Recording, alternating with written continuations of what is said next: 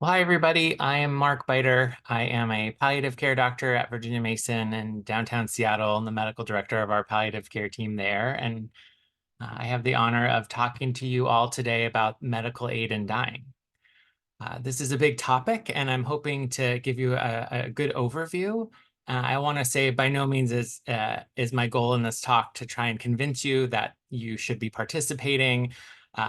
Rather would like you to have all of the information so you feel informed and you can support your patients to get more information if they're requesting it. As I said, work at Virginia Mason. I primarily work in the outpatient oncology department, and because of the nature of my work, I have had lots of requests for medical aid in dying over the last several years. Not something I ever thought I would really get involved with, and because of patient requests, I have really learned way more about it than I ever thought I would. Uh, uh, Virginia Mason was merged with a Catholic Health Organization a few years ago. So my role in how I work with medical aid and dying with patients changed significantly when we then had a Catholic employer. And I'll talk a little bit about that later. I am a volunteer through End of Life Washington, and through that, I am able to provide access to medical aid in dying for my patients.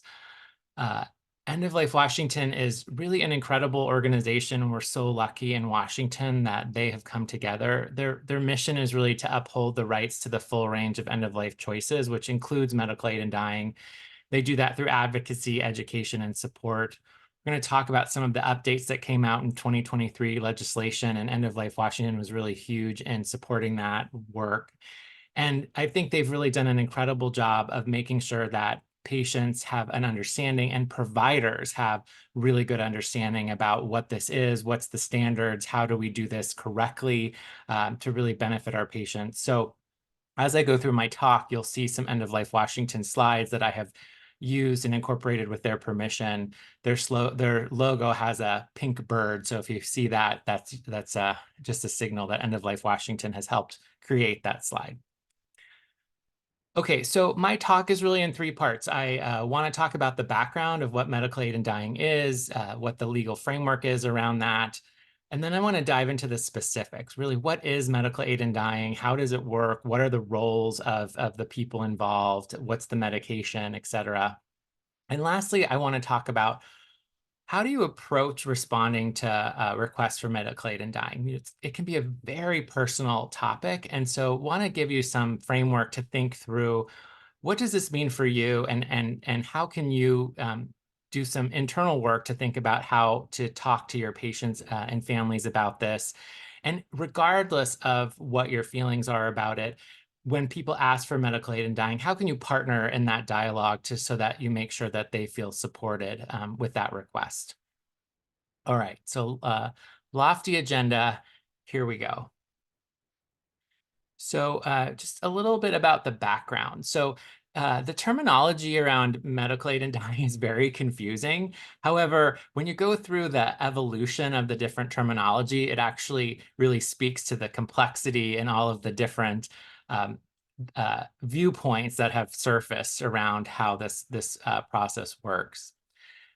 The initiative to put this on the ballot in Washington State in 2008 was called I-1000. So some people have referred to this as I-1000. Um, and those people who are really active in this and want it sometimes refer to it as, hey, I want I-1000. So if somebody says that, it actually was referring to the legislation that put this, made this a law. And then the term death with dignity came about, and it's a common term. I think those of us who work with people who are dying really have been working to change the lingo around death with dignity. The main issue there is because it falsely implies that in order to have a dignified death, you need to take a medication to end your life. And those of us who work with people who are dying feel very strongly and passionately that that is not the only way to have a dignified death. In fact, there are lots of things we can do to make sure people can have a dignified death without needing to access a prescription to end their life. So we have really tried to move it toward medical aid in dying. rather than death with dignity. And so I will be referring to it as medical aid in dying. I will say all of the Washington State Department of Health literature is all death with dignity. So they have not quite caught up with the times there. Some people refer to it as physician-assisted suicide, and I can tell you in the Catholic ethical and religious directives, they refer to this process as physician-assisted suicide. So that terminology sometimes comes up. At one point, it was called physician aid in dying, and we were using that term for a while. The idea here, though, is that we don't want this to be about the physician. This is really about the patient and their medical team having conversations to do this. So the preferred term is medical aid in dying. And as you'll see as we talk about some of the 2023 updates, physicians are no longer the only medical providers who can participate in supporting patients with this request. Despite whatever any of these topics or terms say, the definition here about medical aid in dying is that a medical provider provides a lethal dose of medication to a terminally ill individual who has decision-making capacity once they request it. And then the patient intends to self-administer this medication to end his or her life. I think it's really important to take a second and distinguish what's the difference between medical aid in dying and suicide and euthanasia. Because oftentimes these terms get thrown around differently. So, ideally for medical aid in dying, it's for people where death is inevitable. And the goal is to minimize suffering. And the actual death experience is peaceful, and the people involved are really grateful. The goal is not to participate in suicide. The goal is really to alleviate suffering. In suicide, often there is not an underlying terminal diagnosis. Often those people don't have decision-making capacity. They're incapable of making an informed decision because of an underlying psychiatric diagnosis. Those patients often want to die versus have a terminal illness that's causing them to die. It can be impulsive, it can often be violent, and there's a lot of grief because the family's not involved with that. And so the word suicide does not in any way describe the experience of the patient and the people around them when medical aid in dying is used. With MAiD, there's communication, inclusion, there's leave taking, there's completion and openness. So, it's a really different experience. And it differs from euthanasia in that euthanasia is administered by a third party. So the law here is very clear that a patient, in order to participate, has to be able to take the medications themselves so that we can assure that it is up to them at all times and they can change their mind even at the last second, versus euthanasia where someone else is administering the medication that will end their life. So what's the national legal climate? As of today, there are actually 11 states that have this legalized. Montana is the 11th state, although it is under constant threat in Montana to be banned. Really 10 states where this is legal. It started back in Oregon many years ago in 1994. Washington was the second state in 2008. Lots of press around California voting this in 2016. All of these have been voted in by voter referendums. Who uses it? So all of the data I'm going to show you today comes from the Washington State Department of Health annual report on medical aid in dying, and this is going to all be from 2022. So really people who tend to use this tend to be white, middle class, and college educated. So the average age in 2022 was 74. It was pretty split about male, female.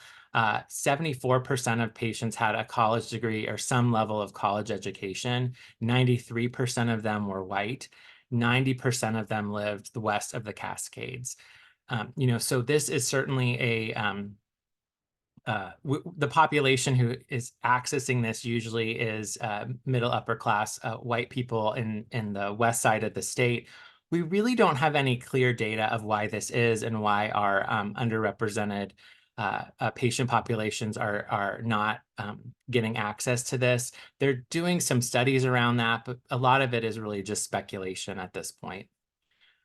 The most common reason people would partake in medical aid in dying, the diagnosis is cancer. By far and away, that's the most common. Uh, After that, it's neurodegenerative at 8%, respiratory 7%, cardiac is 6%. 90% of people who use this are enrolled in hospice when they do, and that's something we really strongly encourage, and I'll talk more about that later.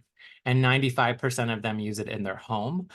Most institutions, no hospital will allow somebody to take this on site. There are a few nursing facilities in the state who will offer this. I think it's down to 2 or 3. Bailey Boucher House, who used to be part of Virginia, who is part of Virginia Mason, sorry, was a place you could do it, but when we merged with Common Spirit, that's no longer an option. The numbers of people who are participating in this are going up and up and up every single year. This represents people who have actually participated, and the data has come back to the state of Washington. End of Life Washington will tell you that they are getting phone calls and requests.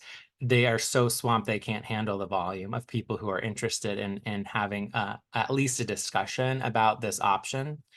So in 2022, 452 people participated in this, and 363 of those people died from ingesting the medication. So about 80% of the people who actually received the medication took the medication in 2022. It's important to note that if a patient requests the medication and does all of the steps, but they don't actually ever get to the point that they receive the prescription, nobody is responsible to send any of that data to the state. So it's very unclear how many people start the process each year and versus how many people actually get the prescription. Why do people use medical aid in dying? I think there are lots of reasons. I will say in my own experience, people are terrified of what awaits them as their body shuts down. They've never died before and they don't know what that's going to be like. And they really don't, they want to have some control in what feels like an out of control situation. And they really want to protect their loved ones.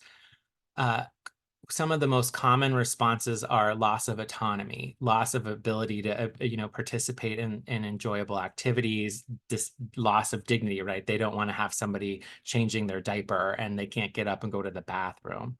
Many patients are worried that they're becoming a burden to their family.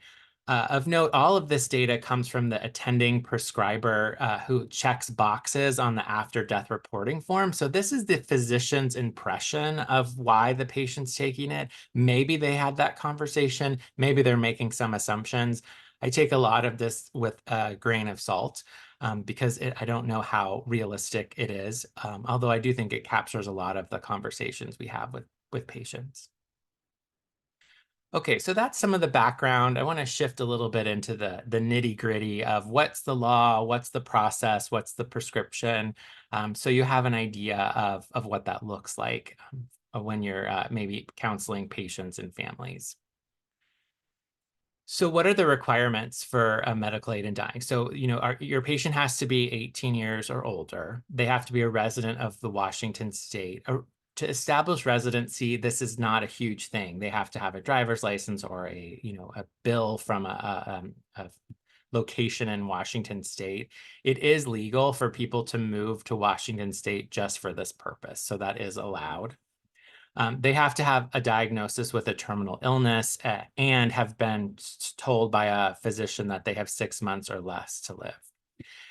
They do obviously have to have mental capacity to make this decision, and they have to be able to take the medication and then we have to use their GI tract for it to be absorbed to help to end their life. So you can just see already that if you have to have decision capacity, all of our patients with cognitive issues are not able to access this.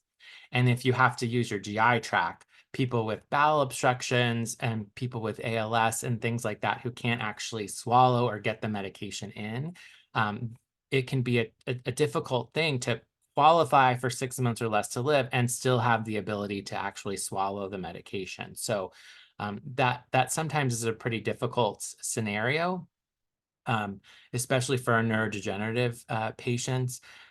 You can You don't have to swallow it in one gulp, and you can sip it over the course of 2 minutes. It's okay to use it in a feeding tube. You just have to be able to push the plunger. And we do have a catheter we can insert rectally, and as long as the patient can push it, that is another option. Cool. What's the process of getting this medication? So the steps to obtain the medication are they have to make a oral request with a provider. That request can be anybody. It doesn't have to be the two providers who are participating in it, but it needs to be documented in the medical record, and then that starts the clock, and that's considered day zero. They do need to meet with both an attending provider who will be the person prescribing the medication and a consulting provider who's going to be making sure that this patient meets criteria. And then they have to make a second oral request, which has to be at least 7 days after the first oral request. And again, when the first oral request is day zero, this is technically day 8. Um, so there's this lag of at least a week from the first request to the second request. And in that time frame, the patient has to complete a written request, which is an actual form that the state of Washington has come up with that they put in their diagnosis and sign it. And they have to have 2 witnesses say they are who they are and not acting under duress.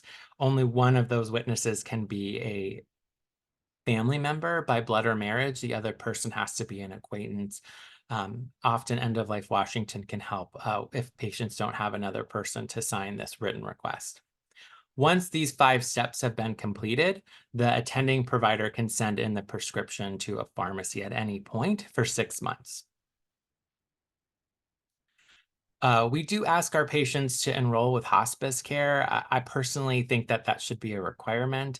The main reason for that is hospices can be, they're the experts at end of life care. It's the standard of care, and they are really helpful with the patients, the families. When somebody has actually taken the medicine and died, if they're on hospice, the family has a whole process in place for what to do. If you don't have hospice and you take the medication, the family has to call the non-emergency 911 line, and then the medical examiner has to come out. And so it just adds several steps that can be distressing for the family involved. And having hospice really helps streamline all of that. It also helps assure that this patient meets Medicare criteria for a terminal diagnosis with 6 months or less to live. So if you are participating, there are 2 main roles. One is the attending provider and the other is a consulting provider. The attending provider is going to make sure the patient meets the requirements that we talked about. They're the ones who are actually going to write the prescription, and then they have to complete the paperwork and send that into the Department of Health. The consulting provider has to examine the patient and the medical record and confirm that they meet the criteria that we've already talked about. And they complete a form that goes to the attending provider. And we'll talk about who can serve in these roles in a minute. There is a part of a mental health evaluation. So not required, but if there is concern about competency, if you're worried that a patient is suffering from a psychiatric or psychological diagnosis that's causing impaired judgment, then having a mental health provider evaluate them is an important step, and there is a form for that as well. This is really only required if there is concern that the patient is not able to make an informed decision.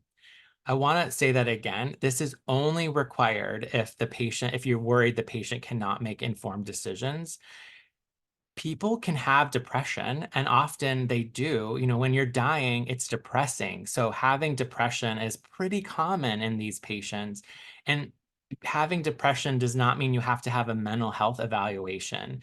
Uh, if your depression is so severe that we're worried it's impairing your judgment and maybe you're becoming suicidal or this is coming from mental health, then we want to have a mental health person evaluated. But just because you have depression does not mean you have to have a mental health evaluation. Just because you have depression does not mean you don't have informed decision making. In my work, I have only used a mental health evaluation of 3 times, which has been very helpful and reassuring. And all 3 times, the provider felt that that person was appropriate for the medication. Okay, I want to shift into talking a little bit about updates for 2023 and what came out of the new bill that was passed. So in 2023, passed the Senate Bill 5179 that made extensive changes to the Death with Dignity Act, really mostly updates, and these changes became effective back in July of 2023. So comparing and contrasting here is a way to show you the updates. Prior to July of 2023, only MDs and DOs could serve in the role of an attending provider or consulting provider. Now, MDs, DOs, and ARNPs and PAs can serve in both the attending and the consulting role, which is so fantastic. So we really broadened access for our patients. And one important point here is that an MD or DO is a requirement to serve in at least one of those roles. So while ARNPs and PAs can serve in either of those roles, one of those roles still must be an MD or DO. It cannot be two ARNPs or PAs serving in both the AP and CP roles. Also, I will point out that now, it used to be that only a physician could record the first oral request, and now physicians, ARNPs, and PAs can all record a first oral request. Previously, the waiting period between that first request and the second request had to be at least 15 days, and they've shortened that to 7 days now. They were trying to get it down to 48 days, but they had to compromise, and so it's 7 days now in between that. There used to be a time constraint to the written request that it had to have at least 48 hours from them signing it till you could prescribe it, which is so confusing. So they got rid of all that. No timeline here with the written request and when you can prescribe a medication.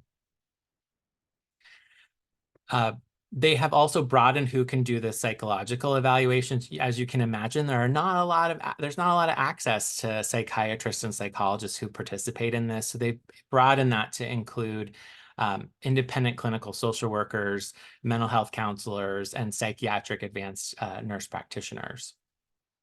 Another big thing that is impactful for people who are working in faith-based organization is, previously a hospital or clinic could prohibit a provider from participating in medical aid in dying. And with this new law, they were really clear on kind of trying to define what that means. And so your employer can prohibit you from doing this work when you are in that role with that employer. However, they cannot prohibit your participation on your own time. So volunteering and being outside of your work to do this work will not justify your employment with your employer, and that's now clear in the law. Previously, we would have to mail or hand deliver these prescriptions, and you could only fax them if they were on hospice care. And now they've broadened that, so you're able to send it anyway, including e-prescribing. And then we used to have to mail all of this in a big envelope to the Department of Health, and now we can submit all of these forms online. So those are the big changes that came about in 2023, just to, I think, update and modernize the previous law from 2008. Okay, so diving a little bit deeper into the specifics, what do we prescribe when we give medical aid in dying? So currently, this has taken on evolutions. When this was first passed, they said we could do this. They didn't say what to use. So for a while, we were using something called Seconal or secobarbital. Then the drug company that made that didn't like that it was being used for that purpose, so they priced it out of the market. And if you could get it, it was thousands of dollars. And it really, through some work with compounding pharmacists, they have been able to come up with a compounded mixture that is affordable and it's not too distasteful to get down. So we're currently using a compounded mixture that we call DDMA-PH. So it's digoxin, it is 1 gram of diazepam, 15 grams of morphine. I mean, these are like, this is a lot of medicine. The amitriptyline, phenobarbital. They've added digoxin, cardia, The amitriptyline is something that helps the process go faster and has a taste that's not off-putting. And they added phenobarbital because some people were having terminal seizures with this, and so the phenobarbital helps with that. The main ingredients, though, are really diazepam and morphine. The cost is around $700 to $800. It is not covered by insurance. Um, it is only available at a few pharmacists, something like 15 pharmacists across the state. Most, again, are on the west side of the state, and these are compounded pharmacies, not Walgreens. My patients are like, well, can I go to Safeway? You're like, no, this is a specific compounded pharmacy. They have, in the 2023 law, we now can courier it to patients. So that does improve access across the state. This comes as a powder in a glass jar, and the patient would mix it with 2 to 3 ounces of juice because it is bitter. So we like to have something sweet to offset that.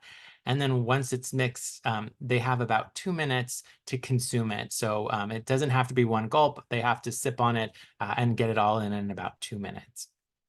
I typically tell patients that we're relying on the stomach to absorb this. So depending on where your body's at in the dying process, sometimes if you're really close to the end of your life, your stomach is not working very fast. So it can be a variable time to absorb enough of it that it slows your breathing and stops your heart. You are very comfortable during that and in a sleep. The average time from ingesting it till you pass away with this particular compound is about 1 hour. 45 minutes to 1 hour is the average. Again, if your body is very close to the end of its life, that can take longer, and sometimes it can be several hours. A lot of our patients and families think that this is something you take and you're gone. And so really educating them that this is a process. We're waiting for your GI tract to absorb enough of it that it won't be immediate, so that they're prepared for that, is super important. We do give 2 nausea meds 1 hour prior to make sure that when they swallow it, it stays in their stomach. And those come as part of the prescription and the cost of it. Yeah, I think those are the highlights of the actual prescription. Just of note, when an attending provider writes the prescription, it's valid for 6 months. Sometimes we send that to the pharmacist, and the pharmacist can hold it until the patient is ready to call and actually pay for it and take it. If they never do, then it just goes away. After 6 months, if it's expired, then what happens is the patient should connect with the attending prescriber, and then they need to have a conversation and then resubmit the prescription. It does not need to You don't need to do all of these steps again. This is just, I'm sorry, it's a super busy slide, and just to show you that there are a lot of things that the attending provider is really responsible for. So it's really helpful to have a checklist if you are participating in it. We need to know when the first oral request was, the second request. We need to gather the written request, the consulting form. There's an attending compliance form. Then once the patient participates or passes away, the attending has to do an after death reporting form. If there was a mental health evaluation, that form needs to be collected. And then all of these things need to be sent to the state within 30 days of the patient passing away. And if the patient, if you sent the patient didn't use it, you still have to send that to the state. When a patient uses this and passes away, their death certificate, it is noted as a natural death. So whatever their underlying terminal illness is that qualified them to participate, that's what we're listing as the cause of death. We do not anywhere in the death certificate list that they took death, medical aid in dying, or a terminal medication. And per the law requirements, we have to do this. It's in the law, and insurance companies are not allowed to be notified in any way of a person participating. So if somebody were to use medical aid in dying, it should not get back and or disrupt any of their insurance, life insurance that they have. Okay, so that was a lot of specifics. Hopefully that gave you an overview of the law, the requirements, what we actually prescribe, and the steps involved in that. And now I want to turn for the final part of the talk to talk about what's your role or what's your response when you have somebody asking about medical aid in dying. When I was starting out, one of my mentors said to me, Mark, what I do is I try and talk everybody out of medical aid in dying. And I was like, oh, okay. Uh, what he was saying, though, that I know now is that he really wants to make sure that people have informed decision making about this. And so by trying to talk them out of it means that they really understand uh, the risks, the benefits, the alternatives. They can make good informed decision. And we've really gotten into the root cause and made sure that they have good education about what can be done for them, so that when they choose to use this, they are doing it knowing the full host of options that are out there. I think for me, this kind of fell in my lap just in terms of being an outpatient, oncology palliative care specialist in a place where the building across the street is a very expensive, wealthy retirement home. So this tended to be older white people of upper middle class. This is exactly the people. So the requests at Virginia Mason are fairly high from patients about wanting this medication.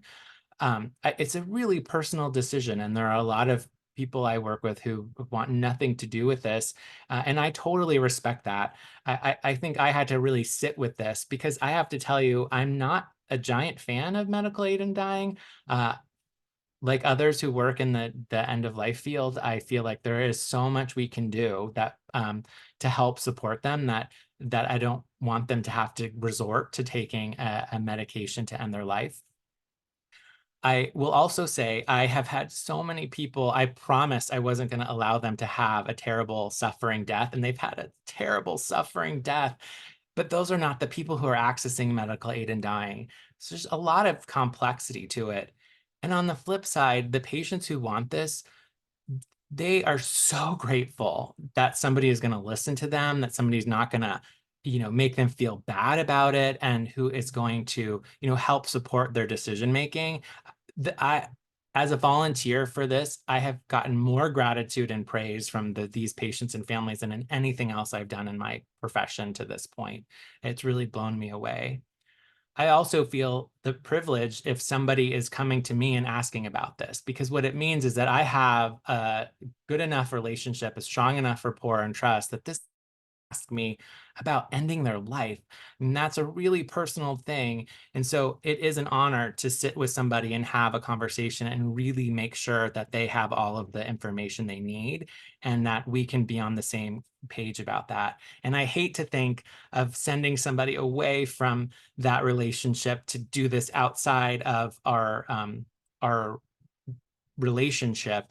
So personally, I have really taken this on as a way to support patients, really, again, coming from a way of almost, I want to talk people out of it.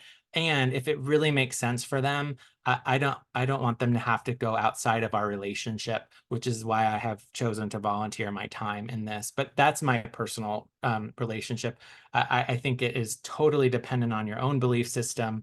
And I really want you to think about it before you're kind of surprised by the ask, so you know where your feelings are and you've had a little time to sit with them.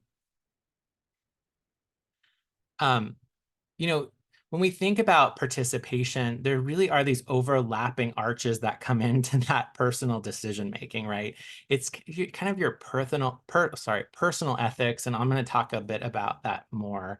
There is a law, right? So it is legal in our state. It is not legal in other states. It is not federally legal, but it is legal in Washington. So, it's tough there. And then, of course, there are these policies and your employer's policies. So all of these things have to come together in your thought process of how can you participate, should you participate? Um, and as more and more of our state is becoming um, um, served by Catholic health care, this, the policy issues as us as individuals is becoming increasingly more difficult to navigate and has really created uh, limited access in a lot of places, especially where the Catholic health system is very heavy. And so thinking about this, and then now that we have the 2023 law that really separates employment and volunteer work, and now that we've included people outside of physicians in this, hopefully our patients will have access. And if nothing else, we want them to have access to having a good conversation about this. I want to be really clear. The law says participation in this does not include making a determination that a person has a terminal illness, right? Anybody can do that at any time. That does not have anything to do with participating in medical aid and dying. Giving people information about choices when they request it is what we do for a freaking living. So that is not participation in the actual law.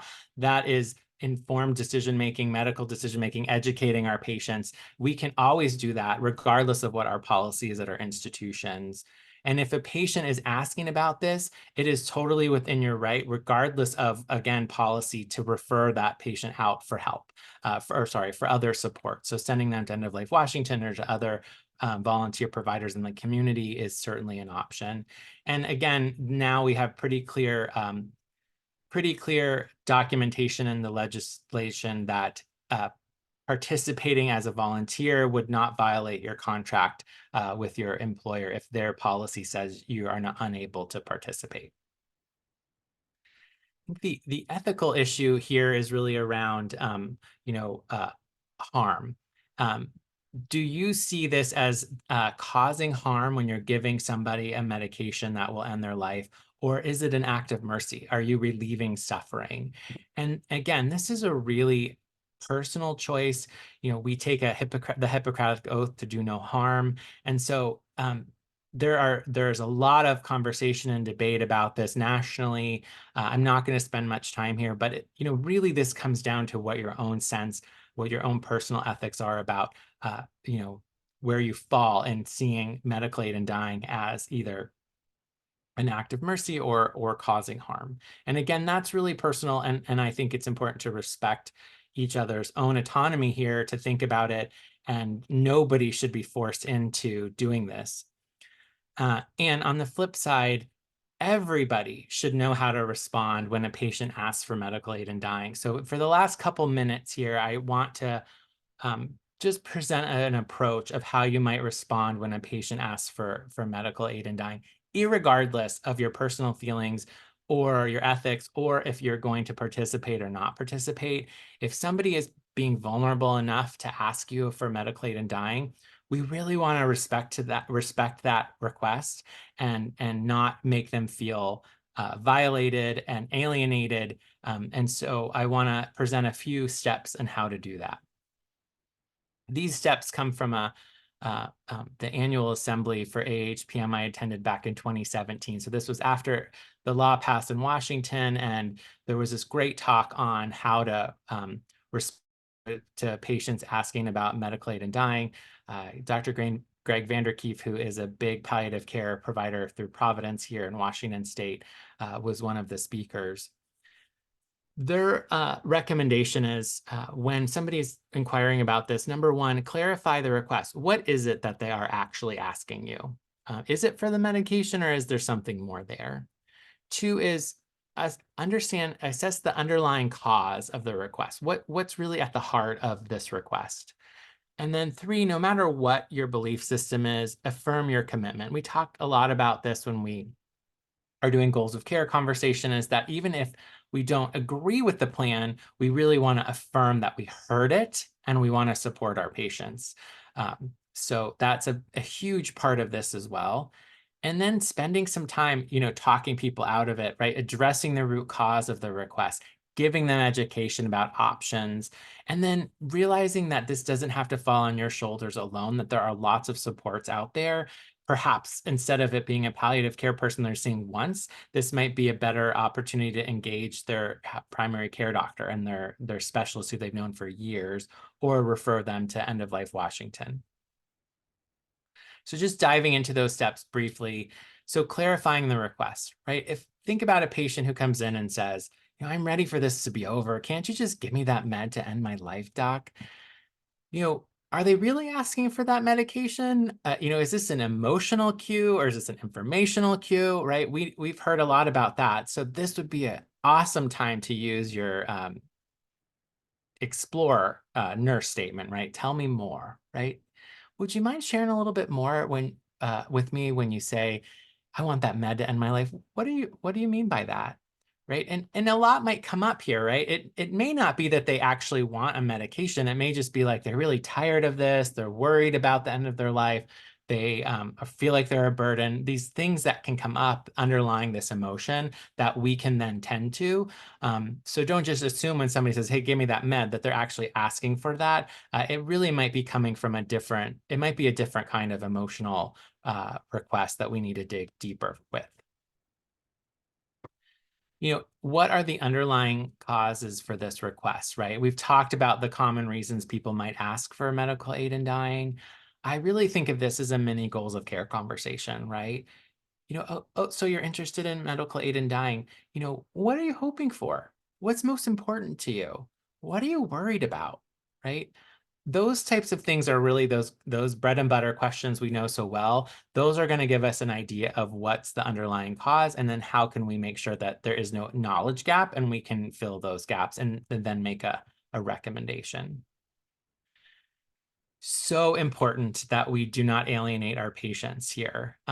We have to affirm commitment regardless of our belief system, because people being so vulnerable to ask us about this, then to kind of crush them by saying, I don't participate in that, and then moving on, that really alienates them. It jeopardizes all the rapport that you've built. This quote from a Tony Bach article said, so there was like a part of us that couldn't talk about that we could not talk about, which made our questions really limited, right? We didn't feel like we were getting the respect that we needed. So having that relationship and maintaining it is so important. And this might be another place for a nurse statement, right? A support statement. While I may not be able to directly help you with the medical aid and dying request, I want you to know that I'm going to be here every step of the way and do my best to make sure that you're well cared for, right? Just affirming your commitment is so powerful. Addressing the root cause, we've talked about this already, but really, I often talk about, I will say in my cancer practice, patients are so afraid of dying a terrible, painful death. Uh, the fear of what awaits them at the end of life and the suffering that might accompany it really has them wanting control and maybe wanting a different way to escape that process. So talking about what the end of life experience is like, talking about how hospice can help, talking about the medication management we can use is really important. I heard Diane Meyer talk about this once, and she said, I tell my patients about dying like this. Most of the time people, they get weaker, they spend more time in bed, and during that they eat less, and eventually their breathing slows down. They start to have pauses in their breathing, and in one of those pauses, they pass on. And that happens 9 times out of 10. And 1 time out of 10, people have some symptoms that come up, and like they're confused and their body's just not comfortable. And then that's where we really come on board to support them with medication so that they don't have the sense that they're suffering, and we can really work to make sure they're calm. Thought that was just a really beautiful synopsis, so I wanted to share that with you. But really getting at what's underneath there and make sure that they are aware of it. you know, uh, we do want to make sure that they know the alternatives to this. And so this was another quote from an article. She left without reassurance that she could avoid a long, agonizing death. She concluded that medical aid in dying was probably the least worst way for her to die, right? The least worst way. So we really want to make sure people know about all the supports that are in place throughout the dying process. There are other things that can happen outside of medical aid in dying, right? There's palliative sedation, there's voluntary stopping of eating and drinking. Those are talks in and of themselves, but there are other options here that are also important to talk about as well.